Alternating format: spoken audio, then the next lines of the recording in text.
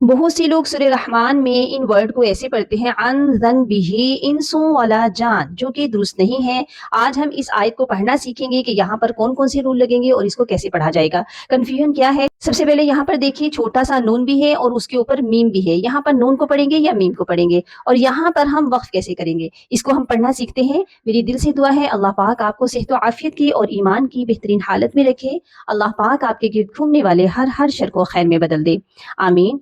इसको पढ़ना सीखते हैं, कैसे पढ़ा जाएगा। आज़म बिही, यहाँ पर हमने इस नून को नहीं पढ़ना बल्कि इस छोटे मीम को दाल के साथ मिलाना है। दाल मीम जबर जम। इस नून को क्यों नहीं पढ़ा? जब भी नून के ऊपर जज़म हो और उसके बाद बा आ जाए तो हमने उस नून की जगह मीम को पढ़ना है, ठीक है। हम इसको पढ़ेंगे आज़म बिही इंसु। सीन को वाव के साथ मिलाएंगे तो गुन्ना भी करेंगे और मिलाएंगे भी। वाला जान,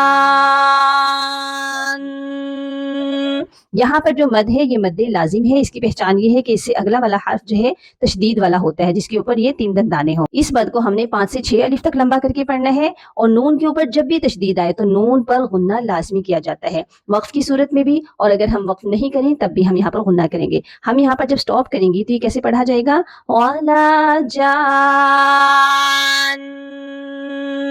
इसकी 2 पेश को आपने ड्रॉप कर देना है। ये पूरी आयत कैसे पढ़ी जाएगी?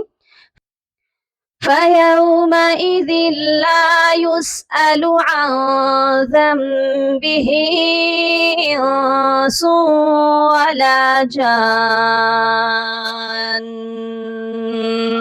ठीक हो गया। उम्मीद है आपको आज का सबक बहुत अच्छे से समझ आ चुका होगा। अपनी दुआ में याद रखिएगा और अपना बहुत सारा ख्याल रखिएगा। फी अमान।